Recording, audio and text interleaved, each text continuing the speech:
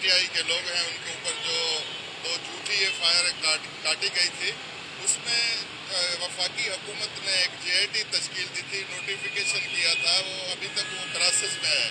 और दूसरी बात यह है कि हम उस JIT को भी देख रहे थे, हमें ये प्रोसीडिंग कंटिन्यू करनी है और प्रोसिक्यूशन ने कापियाँ सप्लाई करनी थी जो तकरीबन 15 डेटें हो चुकी हैं, 1 साल होने को है, तो अभी तक कापियाँ सप्लाई नहीं हुई। हम तो चाहते हैं कि ये केस को फर्दर प्रोसीड किया जाए और हमारी एक ट्रांसफ़र एप्लीकेशन भी पेंडिंग में है। 2 वजह से वो चल नहीं रही, एक तो कापियाँ सप्लाई नहीं हो रही, दूसरी जो है JIT की वजह से वो केस नहीं चल रहा। और हम देख रहे हैं काफ़ी इस वजह से सप्लाई नहीं कर रहे कि केस में कुछ है ही नहीं। इंशाल्लाह ताला 2-3 पेशियों में या चार्ज फ्रेम होगा या इस केस को ट्रांसफ़र किया जाएगा। हमें उम्मीद है कि अदालत इस केस में अनकरीब हमारे मुल्ज़मान को, हलीम साहब को बाइज़्ज़त बरी करेगी। इंशाल्लाह ताला हमें सक्सेस होगी और अगली नेक्स्ट डेट हमारी पड़ी है केस की। इनको कापियाँ सप्लाई के लिए कहा गया प्रोसिक्यूशन को 8 जनवरी के लिए। और यही है, बाकी जो पॉलिटिकल बातें हैं और जो हम ज़्यादा इस केस पर बहस नहीं कर सकते क्योंकि ये केस सब जुडिस है कोर्ट में। हम डे टू डे ये बता सकते हैं कि इसकी प्रोसीडिंग क्या हुई, और प्रोसीडिंग में ये है कि अभी तक कोर्ट ने इनको डायरेक्शन दिया है कि मुल्ज़मान को कापियाँ सप्लाई करें। 1 साल होने को है, जबकि ATC में 7 डेज़ में केस प्रोसीड होता है। अब 7 डेज़ को देख रहे हैं आप, तो ये एक 7 डेज तो क्या 1 साल सिर्फ प्रोसिक्यूशन, पुलिस ने, स्टेट ने कापियाँ तक सप्लाई नहीं की। आप समझ सकते हैं तो इस केस में है कुछ नहीं, सिर्फ पॉलिटिकल वजह से इसको ड्रैग किया जा रहा है। हमें अदालतों पर यह एतमाद है, इंशाअल्लाह ताला इंसाफ देगी और अनकरीब खुशखबरी मिलेगी। बिस्मिल्लाहिर्रहमानिर्रहीम। मुझे ये कहते हुए भी अफसोस हो रहा है और आप लोगों को देखते हुए भी अफसोस हो रहा होगा, एक सियासी दहशतगर्द मुझे बनाया हुआ है।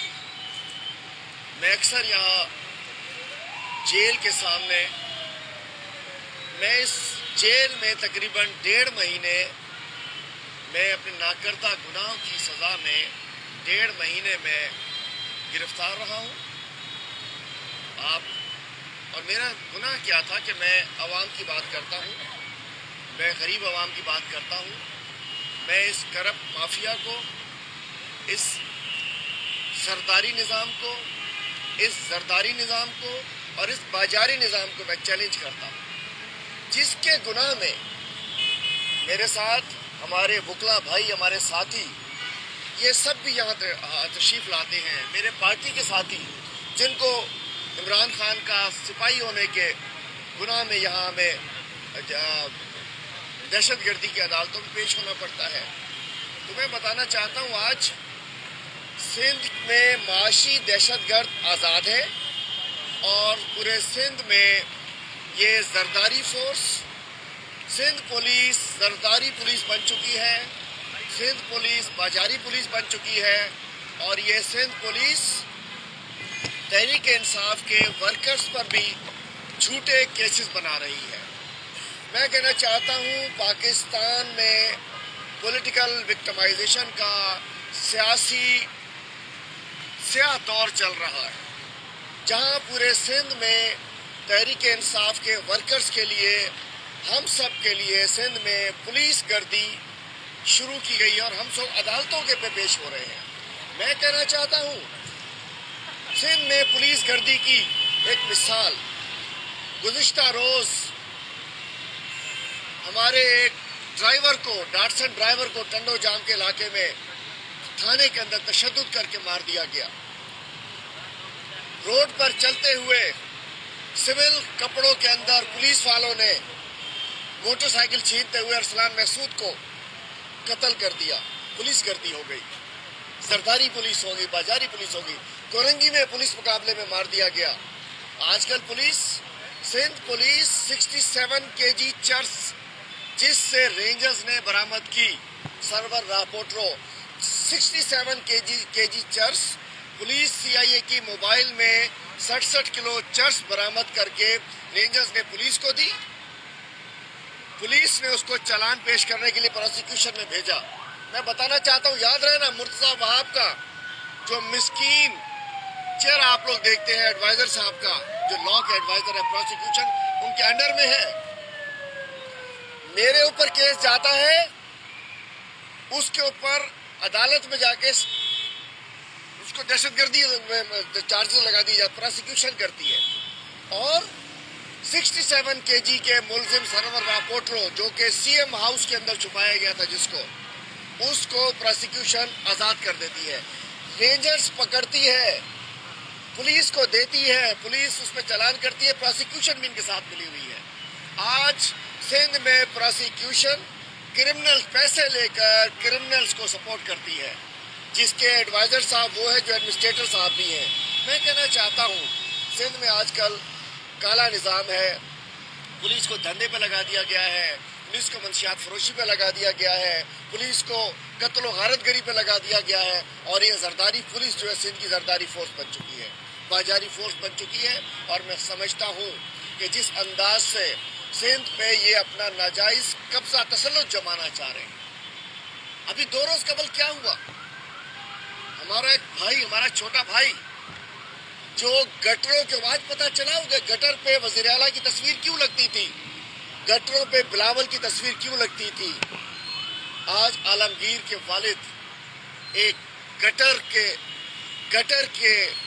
کی وجہ سے، گٹر نالے میں صفائی نہ ہونے کی وجہ سے، گیس بھرنے کی وجہ سے شہید ہو چکے ہیں 17 اور لوگ.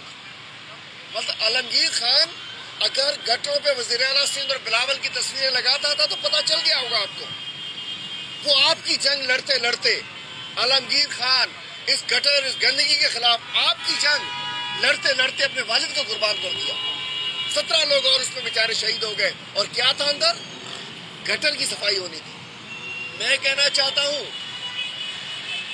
ہم نے نالے صاف کر دیے. میں بتانا چاہتا ہوں کہ ذمہ دار اس کی یہی سندھ حکومت ہے، اور اس کا بھی انوائرمنٹ کا ایڈوائزر بھی وہی ہے جو ایڈمنسٹریٹر صاحب ہے، وہ بھی اس کے ذمہ دار ہیں. میں کہنا چاہتا ہوں ہم نے 3 نالے صاف کرنے تھے، کے ایم سی نے 41 نالے صاف کرنے تھے، اور ڈی ایم سی کے 500 نالے صاف کرنے تھے سندھ حکومت نے. وفاق نے محمود آباد نالہ الحمدللہ کام کمپلیٹ ہو گیا. گجر نالے پہ کام جاری ہے، کافی حد تک ہو چکا. اورنگی نالہ صاف ہو چکا. لیکن یہ نالہ جس کے اوپر یہ بلڈنگ تھی، اس نالے کی صفائی کے ایم سی کی ذمہ داری تھی، یا جس کی بھی ذمہ داری تھی سندھ حکومت کی ذمہ داری تھی. اور SEPA, Sindh environmental protection agency, environment کے ایڈوائزر صاحب یہی ہے ایڈوائزر مرتضیٰ وہاب صاحب. اور یہ نالوں میں انڈسٹریل ویسٹ جا رہا ہے، انڈسٹریوں کا گند جا رہا ہے. انڈسٹریل ویسٹ کو روکنا، فیکٹری کے اندر اس کو ٹھیک کرنا، ایفلوئنٹ پلانٹ لگوانا سیپا کا کام ہے. بھتے کے اوپر نہیں روکا، جس کی وجہ سے کراچی کے 17 لوگ اس گٹر گردی کا شکار ہو گئے. یہ پولیس گردی بھی یہاں ہو رہی ہے، دہشت گردی ہو گئی. اب یہ سندھ حکومت گٹر گردی تک لے کر آئی. سندھ کے ہمارے شہر کراچی کے 17 لوگ مراد علی شاہ کی، ناصر شاہ کی، مرتضیٰ وہاب کی اس گٹر گردی کا شکار ہو گئے. گٹر اس نالے کو صفائی نہیں کیا گیا، اس میں سیوریج کا پانی آ رہا تھا، گیسز بنی، بلڈنگ اڑ گئی. ذمہ دار کون؟ قاتل یہ سندھ حکومت ہے، قاتل یہ ایڈمنسٹریٹر ہے، قاتل یہ ڈی ایم سی ہے، کے ایم سی ہے، قاتل یہ سندھ حکومت کے حکمران ہیں جنہوں نے نالے صاف کرنے تھے. میں کہنا چاہتا ہوں کہ آج مطلب گٹروں کی وجہ سے دھماکے ہونے لگے ہیں یہ شہر نالوں کے اوپر. میں ایک اور بتانا چاہتا ہوں، ہم نے مخالفت کی تھی وہاں بھائی، اور میں وکلا صاحبان سے کہتا ہوں، سندھ اسمبلی میں ایک بل لے کر آئے تھے، گورنر صاحب کو آرڈیننس بھجوایا تھا کہ ساری لاکھوں عمارتیں جو ہے ریگولرائز کر دی جائیں. ثابت ہو گیا یہ گٹر پہ بنی ہوئی عمارتوں کو ریگولرائز کرانا چاہ رہے ہیں، اپنے قبضوں کو ریگولرائز کرانا چاہ رہے ہیں، اپنی ناجائز تجاوزات کو ریگولرائز کرانا چاہ رہے ہیں. اس کا مطلب ہے اگر وہ آرڈیننس پہ گورنر صاحب سائن کر دیتے، اس قتل میں گورنر صاحب بھی شریک ملزم ہو سکتے تھے. اگر اس بل کی ہم حمایت کرتے تو اس ناجائز تجاوزات جو گٹروں کے اوپر قائم ہے، پارکوں پہ قائم ہے، میں کہنا چاہتا ہوں کراچی والوں سمجھو کہ یہ ایک نسلہ کی آڑ میں ان کا مسئلہ تھا، یہ ہزاروں عمارتوں کا. تو یہ جو آرڈیننس تھا ناجائز تجاوزات کا، یہ ایسی بلڈنگوں کے لیے تھا جو گٹروں پہ، پارکوں پہ، روڈوں پہ، رستوں پہ بنائی گئی ہے ناجائز تجاوزات. اور یہ ذمہ دار پرسوں جو گٹر نالے پہ اموات ہوئی ہے اس کی ذمہ دار کے ایم سی تھی. اس نالے کی صفائی کے ایم سی کی ذمہ داری تھی، اور سندھ انوائرمنٹ ڈپارٹمنٹ کی ذمہ داری تھی کہ انڈسٹریل ویسٹ نہ آئے، جس کی وجہ سے تو ہم سمجھتے ہیں ایک کیس تو انہوں نے بنوا دیا بلڈنگ تو بھائی 1965 میں بنی تھی. 1965 میں تو جنہوں نے افسروں نے دی ہوگی مر چکے ہوں گے. کس پہ کیس بنا رہے ہو؟ 1965 کی یہ بلڈنگ ہے، لیکن آج ذمہ دار سندھ حکومت کے یہ ڈپارٹمنٹس ہیں. ہماری قاتل کے ایم سی ہے، اس کا ایڈمنسٹریٹر ہے، سندھ حکومت ہے، اس کا چیف منسٹر ہے. Thank you.